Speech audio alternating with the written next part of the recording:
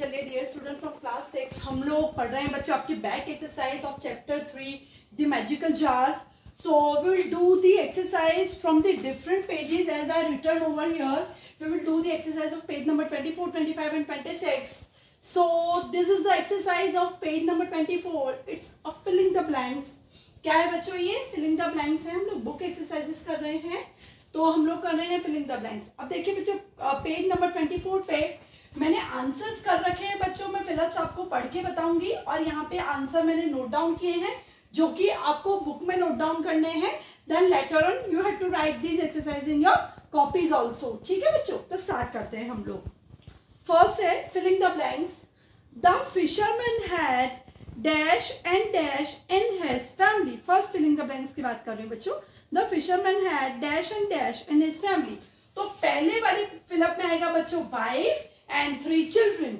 Second वाले में तो ये कैसे हो जाएगा बच्चों, देखिए the fisherman had wife and 3 children in his family. Next देखते हैं बच्चों अपन second. One day he threw his net in the sea and the net was full of rubbish. यानी एक दिन उसने नेट समुद्र में डाला और वो पूरा किससे भर गया बच्चों, रबिश यानी कचरे से भर गया. Now we are on the third Phillips.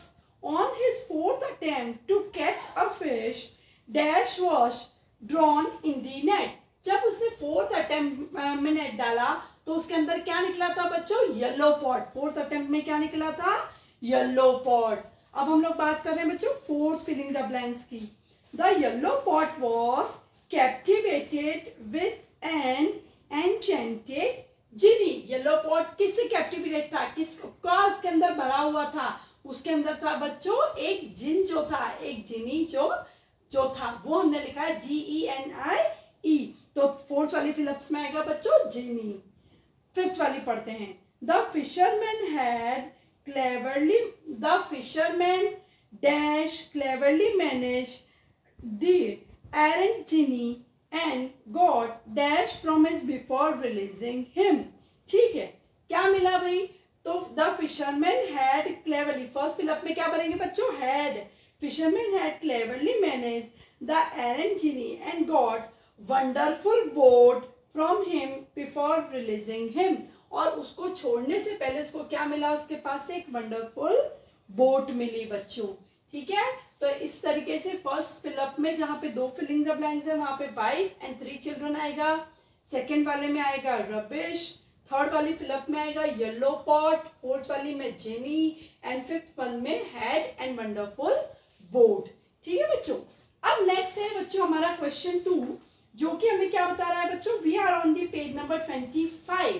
ठीक है, पेज नंबर 25 में लास्ट में बच्चों आपकी एक्सरसाइज है जिसमें आपको read the sentences and identify each sentence. हमें सेंटेंस को पढ़ना है और हर एक को पहचानना है बच्चों. लेकिन हमें इसमें क्या पहचानना है, हमें ये किस प्रकार का वाक्य है हमें वो पहचानना है. जैसे पहला मैं पढ़ती हूँ, अलग अलग प्रकार के वाक्य होते हैं सेंटेंस में, मैंने आपको पढ़ाया था.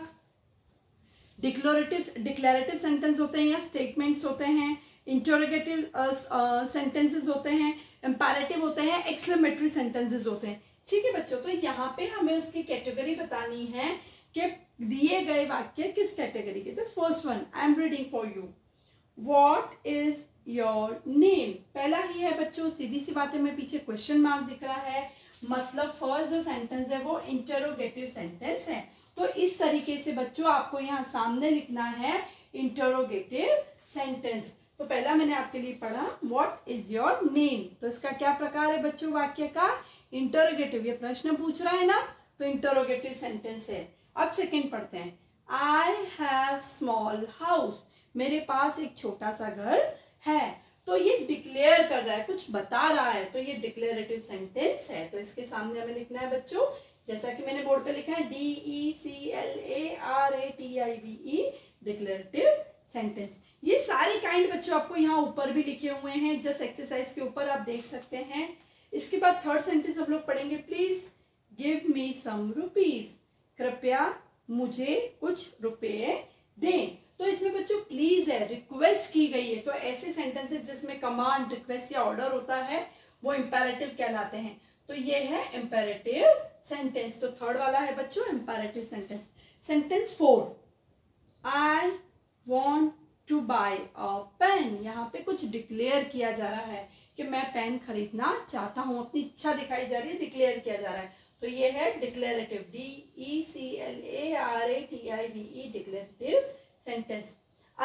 सेंटेंस 5 है बच्चों, यहाँ लिखा हुआ है, देखिए, where is the pen you bought yesterday. आपने जो कल पेन खरीदा था वो कहाँ चला गया। तो बच्चों क्वेश्चन मार्क है इसके अंदर, इसका मतलब जो 5th सेंटेंस हमें गिवन है वो इंटरोगेटिव सेंटेंस है। तो बच्चों आपको अच्छे से दिखाई दे रहा है, the first one is interrogative sentence, the second one is declarative sentence, the third one is imperative sentence, the fourth one is declarative sentence and the fifth one is interrogative sentence. तो इस तरीके से बच्चों हमें अलग अलग वाक्यों के प्रकार लिखने हैं। अब हम लोग बच्चों आगे चलेंगे। तो we are on page number 26. As I mentioned here, this is page number 26. Page number 26 पे एक्सरसाइज है बच्चों, हम क्या कर रहे हैं इसमें, supply interesting predicates for the following sentence. बच्चों हम लोग सब्जेक्ट प्रेडिकेट पढ़ के आए हैं, तो इस एक्सरसाइज में हमें सब्जेक्ट गिवन है, बच्चों, और सब्जेक्ट के साथ साथ हमें एक सप्लाई इंटरेस्टिंग प्रेडिकेट यानी वाक्य के पीछे का हिस्सा हमें इसमें जोड़ना है। तो मैंने यहाँ पे सारे आंसर्स कर रखे हैं, हम लोग क्वेश्चन खुद से पढ़ेंगे। देखिए, आपको बच्चों ये सेंटेंस रीराइट करने हैं, इस तरीके से नहीं लिखने हैं, रीराइट करने हैं। ऑल दी स्टूडेंट्स, अब ऑल दी स्टूडेंट्स के लिए हम कुछ भी लिख सकते हैं। आर, मैंने क्या लिखा है, are playing in the garden. तो आपको पूरा वाक्य कैसे लिखना है, देखिए बच्चों, एक आंसर मैं करके बता रही हूं आपको इस तरीके से लिखना है, all the students are playing in the garden. अभी आप इसको बुक में फिल कर लीजिए, आंसर्स को, ये जो मैंने करवाई आंसर्स बुक में फिल कर लीजिए, और आपको पूरा सेंटेंस इस तरीके से कनेक्ट करके लिखना है, दोनों को जोड़ के लिखना है बच्चों। ये अपना सब्जेक्ट है, ऑल दी स्टूडेंट्स, और ये पीछे मैंने प्रेडिकेट ऐड किया है, दिख रहा है बच्चों आपको, यहाँ पे मैंने आंसर किया, प्रेडिकेट ऐड किया है। तो इस तरीके से बच्चों आपको ये पूरा जो सेंटेंस है इसको रीराइट करना है, दोबारा लिखना है। रीराइट करने का मतलब क्या होता है, दोबारा करना। देखिए वापस, first one, all the students are playing in the garden, सारे बच्चे कहाँ खेल रहे हैं, गार्डन में। सेकेंड है, Anil and Suman are best friends. मैंने क्या लिखा, अनिल और सुमन जो है वो क्या है, बेस्ट फ्रेंड्स है बच्चों।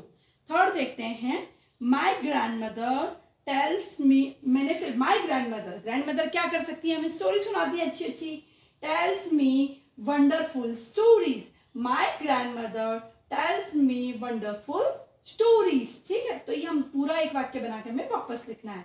फोर्थ वाला देखते हैं बच्चों, my friends are happy with me, मेरे जो दोस्त हैं वो मेरे साथ बहुत खुश है, आर हैप्पी विथ मी। और फिफ्थ वाला देखते हैं, the Indian cricket team won the final match, the Indian cricket team won the final match। ठीक है बच्चों, तो हमें इस तरीके से सारे सेंटेंसेस का प्रेडिकेट, जो प्रेडिकेट है बच्चों आपको पहले बुक में फिल कर लेना है, इसके बाद पूरे दोनों सेंटेंस को, जैसे कि all the students are playing in the garden, जैसा मैंने अभी आपको करके बताया था, सेंटेंस को दोबारा लिखना है, रीराइट करना है।